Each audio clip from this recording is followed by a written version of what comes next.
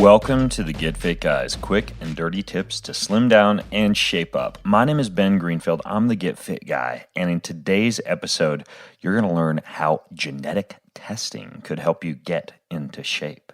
Now, a recent blog headline caught my attention. It said, training in line with your genetic potential can boost your performance gains by more than 600%. So could this be true? Could you really use your genetics to get massive breakthroughs in fitness? Well, let's first take a quick look at how genetic testing actually works. So genetic tests are typically performed on a sample of blood, hair, skin, amniotic fluid, which is the fluid that surrounds a fetus during pregnancy, or saliva. Most modern popular DNA tests for fitness or nutrition, including the one you've likely heard of, 23andMe, use a saliva sample and a method called a spit test. Although it isn't a map of your entire detailed genome, which would actually still cost a lot of cash, this direct-to-consumer genetic testing, also known as at-home genetic testing, allows you to conveniently get a glimpse of important sections of your DNA, the most important ones, including parts that affect your fitness. Just one mouthful of your saliva contains a huge amount of biological material from which your genetic blueprint can be determined, including hundreds of complex protein molecules called enzymes, along with cells sloughed off from the inside of your cheek. Inside each of these cells is a nucleus, and inside each of these nuclei are chromosomes. Chromosomes are made up of DNA, the double-stranded molecule that affects protein programming in your entire body, including how you look, how you act, how you process certain types of food, and how your muscles and your response to fitness works.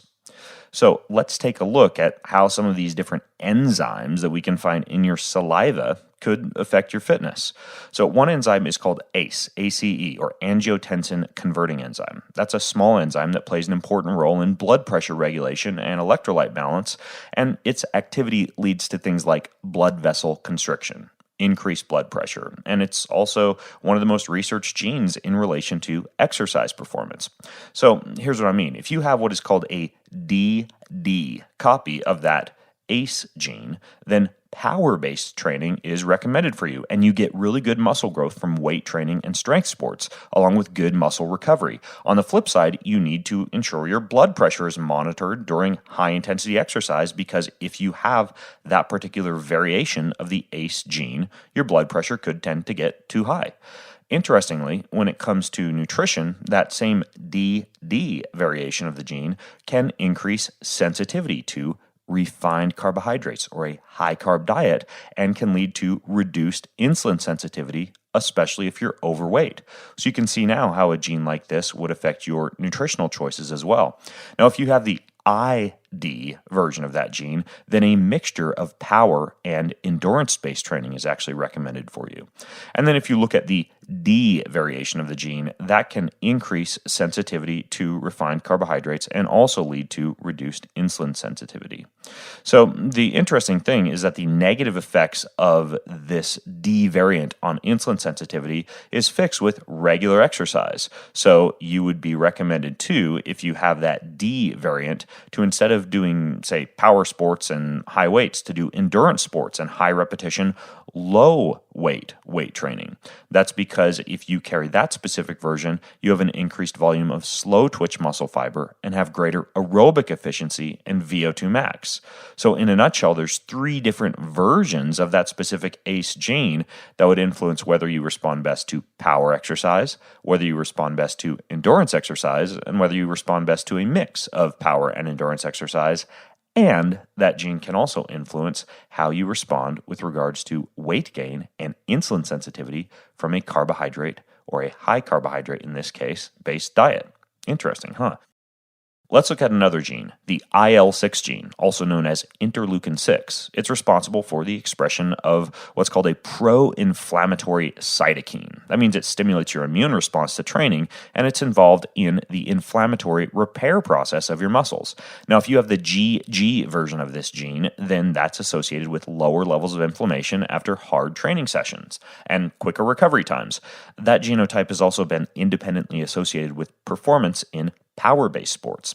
If you have the GC version of the gene, then you may experience moderately increased levels of inflammation after strenuous exercise, and a longer rest period between training sessions may be required compared to the GG version. And then finally, if you have the CC version, you may experience higher levels of inflammation after hard exercise and need a longer rest period between training sessions compared to the other groups.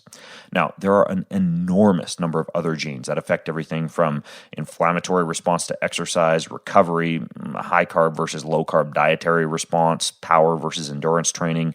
The list goes on and on. I'm going to put a list of all the genes and how they affect you in the show notes for this episode. Just go to quickanddirtytips.com, and the show notes for this episode can be found if you look for Get Fit Guy episode number 295. That's number 295. So what did this most recent study on fitness and genetics that I mentioned in the introduction to this episode actually find? Well, the study conducted by a group of European researchers is actually the first to demonstrate that, quote, matching the individual's genotype with the appropriate training modality leads to more effective resistance training, unquote. Researchers actually performed 2 studies in groups of male athletes. And in both studies, the athletes did an 8-week high-intensity or low-intensity resistance training program, which either matched or did not match their specific genotype for either power training benefit or endurance training benefit. In other words, the high-intensity training group was selected from people who expressed a power responder genotype, and the low-intensity training group was selected from people who expressed the endurance genotype. But researchers also tested what happened when endurance responders trained with power and power responders trained with endurance. Well, in a nutshell, what they found was that the advantage of training according to your genotype results in a significantly enhanced response to training over not training according to your genotype. And training in discordance with your genotype yielded a less beneficial response to training that ranged from 55 up to 610%. So what's the takeaway from that? Well, in an era where genetic testing is affordable, easy to interpret based on guides that you get after testing, and now proven to assist with fitness and nutrition programming, I'm a big fan of getting genetically tested and paying attention to your results, and I've done it myself. Well, for more details, I'd recommend you listen to an hour-long podcast I recorded with DNA Fit representative and Olympic athlete Andrew Steele. I'll put a link to it in the show notes over at Quick and Dirty Tips. It's called How to Use Genetic Testing to Personalize Your Workout and Diet. And the show notes, again, are over at quickanddirtytips.com. Just look for the episode that you're listening now to, which is 295. And in that episode, you can actually download my own genetic testing results to see what my genetic testing for fitness actually looks like. And I am a power responder, by the way. Well, if you have questions, comments, or feedback about how to use your genetics to get fit, then join the conversation over at facebook.com/getfitguy.